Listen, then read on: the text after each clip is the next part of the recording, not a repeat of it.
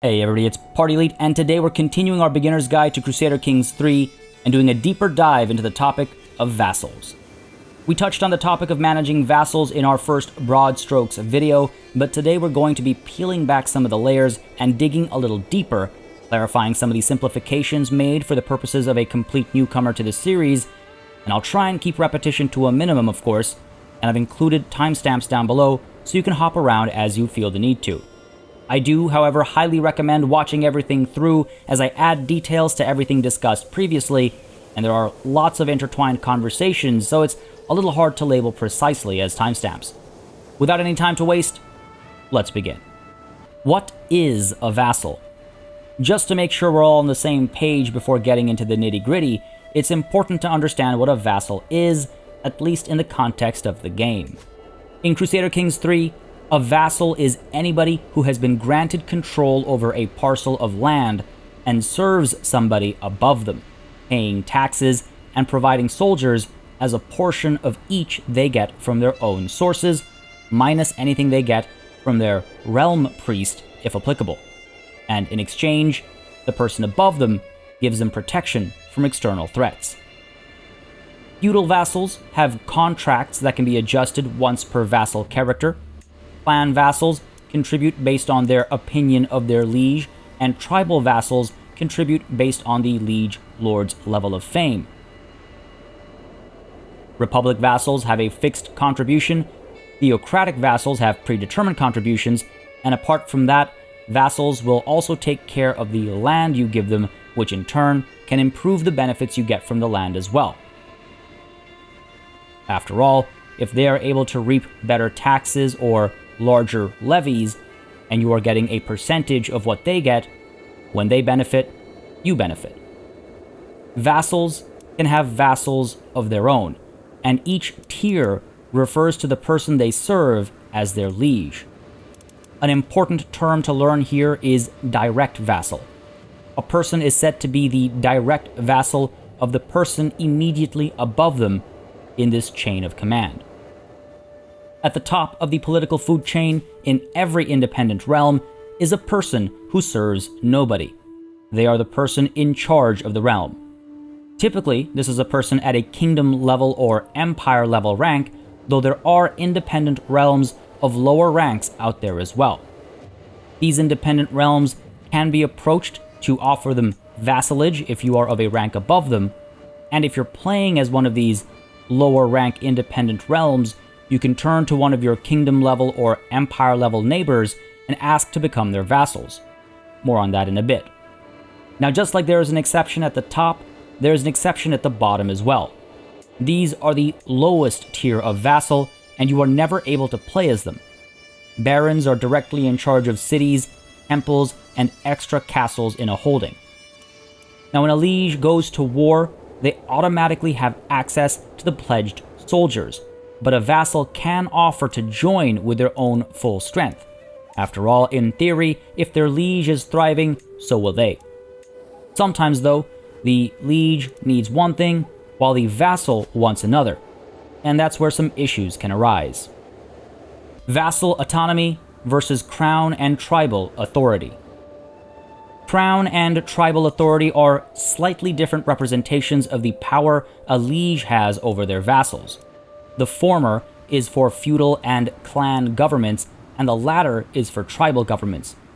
Vassals can have a fair bit of autonomy, depending on the crown or tribal authority level of their own liege.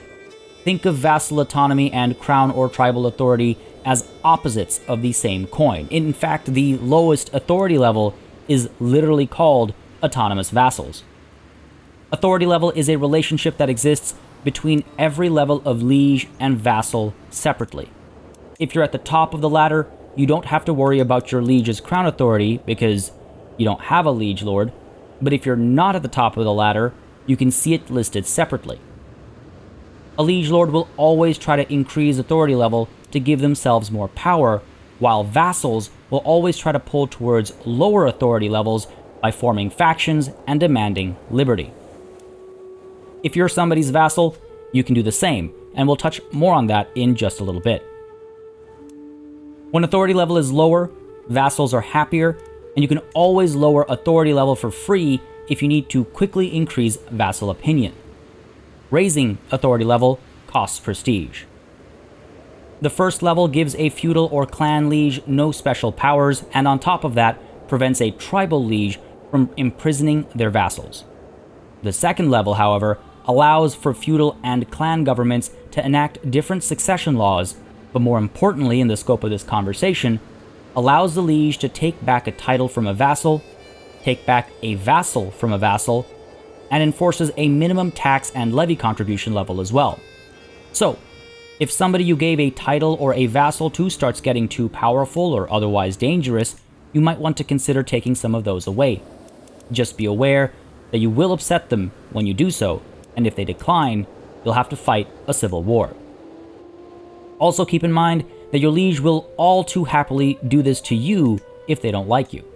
They will take away your vassals, they will take away your titles. And yes, you will be upset. A tribal authority level of 2 allows for imprisonment, and also allows tribal rulers with non-tribal lieges to settle down and make the decision to go feudal or clan. At level 3, there is a hit to vassal opinion, and tribal rulers can revoke titles and vassals, while feudal rulers can enact any type of succession law and get greater contributions for tax from feudal vassals and levy from vassals too. It also prevents vassals from going to war with each other unless they have a hook on their liege, which allows the liege to maintain more control over the strengths and organization of their vassals. Vassals being able to go to war freely can result in one very powerful vassal that might start to question why their liege is the one in charge. This is why you might want to keep your vassals' power levels in check. Now at this level, titles also cannot be inherited by people who serve another realm, which ensures that an unfortunate death won't leave a liege with lost land. Finally, title and vassal revocation is given an upgrade as well, labeling anybody who declines a criminal, allowing you to arrest them without incurring any tyranny penalties. And finally, clan vassals are forced to give a minimum amount of tax and levy. At level 4, we see a massive hit to vassal opinion, a massive increase to contributions from the same vassals, and vassals now can no longer declare wars with anybody without a hook on their liege, while rulers can just straight up designate an heir, and clan vassal minimum contributions are raised as well. Tribal authority at this level allows the liege themselves to make the decision to go feudal or clan as long as they're independent, but it greatly hurts vassal opinion. Now, as you go up this scale of authority, you're going to want to make sure you're keeping vassals happy. To see what anybody thinks of you, you just need to find their portrait and seek out the number next to it. Hovering over the number will tell you exactly where it comes from. There are a few things you can do to keep vassals happy, and some of these apply to people beyond just your vassals too. Lowering authority level we've already discussed as a quick solution, but let's set that aside for now. Now, just a heads up, this isn't going to be a 100% exhaustive, thorough list.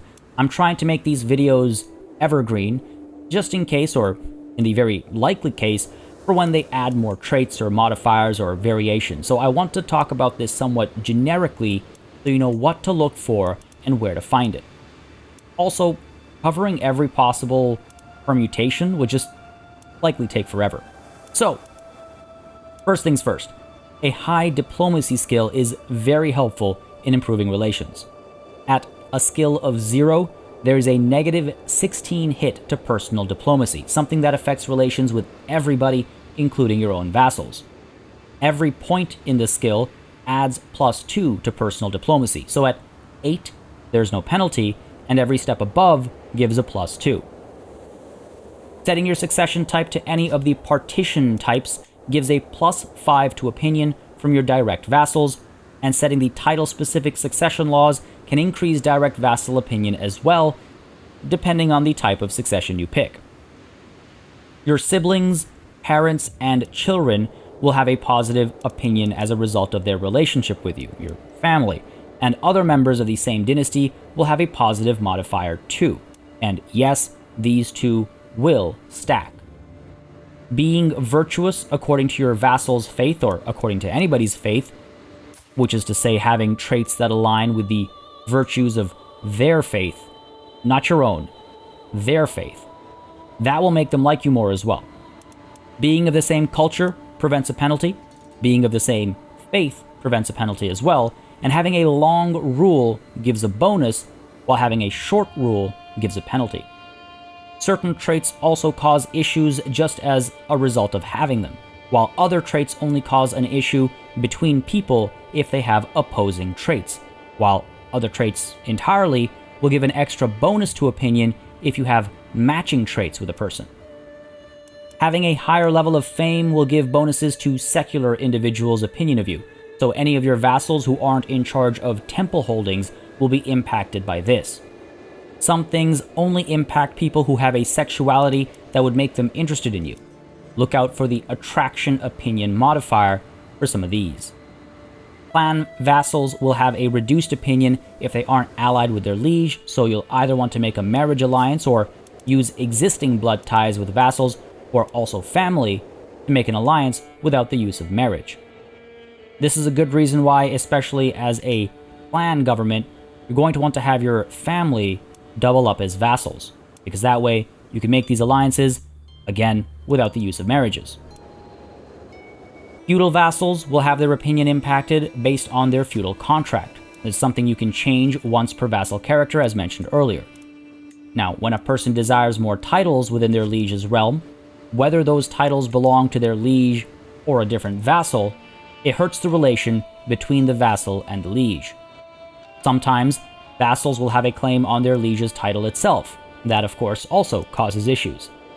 Granting a vassal a new title, or giving them a vassal to serve under them, will please them for a little while, and some other temporary boosts include sending gifts, swaying, romancing, seducing, offering a child up as a ward, but these all might have unintended consequences as well.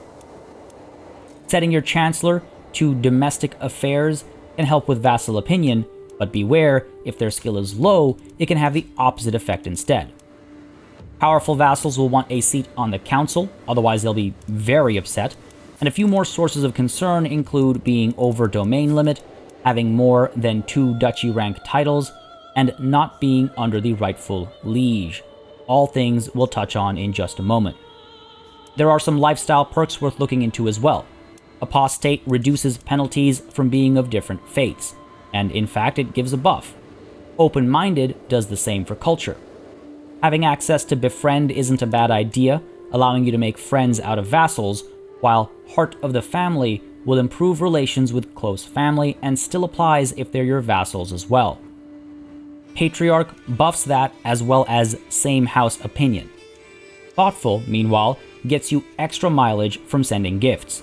Now, you might be thinking, wow, this sounds like a bit of a nightmare, so why do you even need vassals?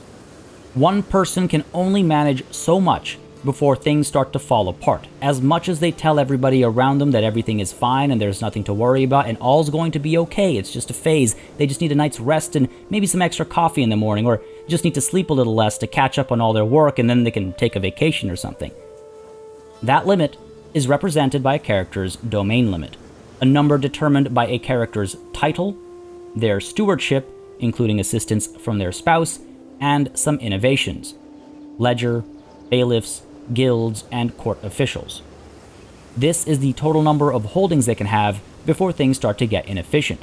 Penalties to taxes and levies from holdings to represent poor management at this scale, and if there are any existing vassals, they'll be upset as well. In a previous video, I described holdings as any counties that a character has, but there's actually a bit more to it than that, and we can get into it now by opening the Realm window and taking a look at the Domain tab. When somebody holds the county title, they actually only have direct control over the county capital, the one specific castle within the entire county. Any cities within the county are given off to those bottom-tier vassals we discussed earlier, and any temples are either given to other bottom-tier vassals or are leased to your realm priest, depending on how your faith works. That one castle in the county is what actually counts as your holding, not the entire county itself. What this means is that when you build a new castle or city or temple in one of your counties, those fall directly under your control when they're done being built, and therefore they also count towards your domain limit.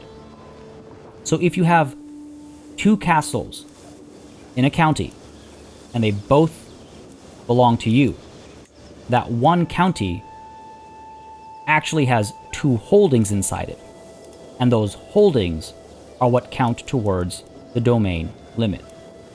Now, you can keep full control of castles as long as you're within your domain limit, but any city or temple holdings might need to be given off to avoid reduced efficiency. You can click this button here to give a holding off randomly to one of your low-tier court members, so for your castles, you can select somebody from your court to give it to instead. Giving it to an existing vassal will force you to give them the whole county. So, your domain limit is actually all the castles, cities, and temples under your direct control, typically a 1-to-1 ratio with the number of counties under your direct control, but sometimes not. So as you go above this domain limit, one way or another, you need to give some of these holdings off to others to manage, making them your vassal. So now they make all the money and have access to all the soldiers from that holding you put them in charge of, but as their liege, you get a percentage of each. So yes, you take a bit of a hit to the numbers. Where you once had access to 100% of taxes and levies, you now only get a percentage based on the contribution. But this is much better than the penalties of being over your limit, which apply across your realm. Just like going over your domain limit eventually forces you to give some county rank titles away, having more than 2 duchy rank titles will cause issues as well, especially with relations with your vassals, and this will then force you to give away some duchy rank titles. When you do so, you don't have to grant them all the titles below that duchy rank title that you have for yourself, but any vassals that serve under that title will be transferred automatically to help keep things organized. On which note, how to organize vassals. It's important to understand the hierarchy of titles, and it's important to maintain that hierarchy. People expect to serve the right lord as their direct vassal, and if they're not doing so, they provide fewer levies, reduced taxes, and have reduced opinion of their liege as well. If you select any place on the map, and then click on the banner associated with the title, you'll be able to see where it sits in the hierarchy of titles. You will see what comes above it, up here, in order from left to right, and what comes below it. The rightful liege penalty applies if the person holding the title you have selected isn't the vassal of the person who holds the title that is listed first up here. If the title doesn't yet exist, the person still expects to serve as its direct vassal, which is why you might create or usurp the title if it doesn't already exist or if it belongs to somebody else. Now, when you create a title or usurp it, it's given to you until you grant it to somebody else. You can do that by clicking here and then looking for the person you'd like to give it to, or you can do it by finding somebody to grant it to and then granting it to them through this interaction menu instead. At some point, whether it's through conquest, diplomacy, or whatever else it might be, you might find yourself as the liege to vassals who shouldn't be directly under you, or you might see some of your vassals have acquired other vassals who don't line up with the proper order of things. This is when you have to start revoking and granting vassals to ensure the proper order is maintained. Now make sure you do the math of your gains and losses when you make these adjustments. Granting a vassal or a title is great, but remember that your vassals only give you a percentage of what they get. And definitely keep in mind the damage to opinion when you revoke a title or vassal. Another thing to consider with regards to organizing your vassals is how much power you're giving to any one individual. If you let one of your vassals grow too powerful by giving them multiple duchies, for example, you might be in trouble should they try and push for independence. On which note, make sure you never give a vassal any of your titles that matches your primary title. This would grant them independence, and they would no longer be your vassal as a result. So if you're a duke, don't give away duchies. If you're a king, don't give away kingdoms, etc., etc. Who should be a vassal? Something that might act as a good basic thing to keep in mind on this topic is that, for all intents and purposes, every vassal, except for the bottom tier ones, can be a player character. They, and the bottom tier ones as well, are impacted by the same rules and systems that any player character has, and they benefit or suffer from the same. What you get off a vassal is impacted by what they get, and what they get is impacted by their own stats and the vassals below them, and so on and so forth. Characters with high martial, among other things, raise larger armies from their own domain. With high stewardship, they get more money through taxes. A high diplomacy means a character is likely to have better relations with their vassals, and that is especially important for clan vassals who have contribution percentages connected to opinions. A high intrigue might imply a schemer, and don't think they won't use those talents against you if they grow powerful enough. And remember, these stats are affected by spouses too, as they help from the council, so try and arrange the marriages of your vassals and vassals-to-be accordingly. Making somebody from your family or dynasty a vassal is not a bad idea, but make sure anybody with a claim to your primary title doesn't get too strong, lest they start to make factions looking to take it from you.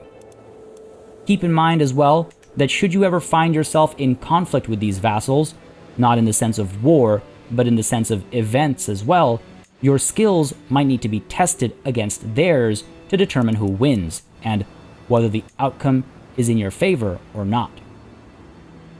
Another thing to consider is culture and faith. Though having different cultures and faiths can hurt relations between people, it's a good idea to give control of counties of a specific faith or culture over to people of that same faith or culture, especially if you don't plan on converting the counties over to your own faith or culture. This helps avoid issues with peasants, lowering the chance of uprisings that result from a lack of representation. Just make sure you're keeping these vassals happy in other ways. Another thing to consider is this piece of information here under the Factions tab. Try to avoid internal conflict by making vassals of friends, lovers, or people who are terrified of you because of your high dread rating or their own cowardice, or finally, people you have a strong hook on, as discussed in our previous video, also make for good vassals. On the flip side, try to use the befriend or romance schemes on vassals, or make them your allies if they're particularly strong. This will stop them from joining or creating factions, which is especially important for ones that support independence or other claimants to your primary title. Should you be a vassal? If you're playing as an independent realm of a rank lower than king, you might find yourself wondering if you should swear fealty to somebody else and become their vassal, or stay independent. Becoming somebody's vassal offers you their protection, both from themselves, because they might have taken your holdings by force otherwise, and also from other major threats in the area who might have done the same. It's also not a bad idea to become the vassal of somebody who holds lands you want, provided their authority level allows for vassals to go to war. Remember, when you declare war on somebody lower down in the hierarchy, their liege will get involved with all their might. After all, it's their duty to protect their vassal. But if you swear fealty to that same liege and become their vassal, now you can fight that same target from earlier and the liege won't get involved. It's just two vassals duking it out. Now this will allow you to grow stronger while safe from outside threats, and eventually you can make a move for independence, bringing an end to your time as vassal. I hope this provides some more clarity on the topic of vassals, what they are, how they work, and what to look out for, whether you have vassals or are one yourself. They're an absolutely integral part of the game, and understanding the inner workings of vassals is the difference between success and being thrown to rot in your own dungeons. You can check out the rest of the Beginner's Guide playlist by following the link in the description and pinned comment down below, and if you have any questions, suggestions, tips, or thoughts of your own, feel free to leave a comment down below yourself. And if you'd like to keep up with more Crusader Kings and strategy gaming content in general, feel free to subscribe. As always, a massive thanks goes out to all of my channel members and patrons for supporting the channel on a monthly basis. Y'all keep us alive and running smoothly, and a big old thanks goes out to each and every one of you for watching. Until next time, cheers.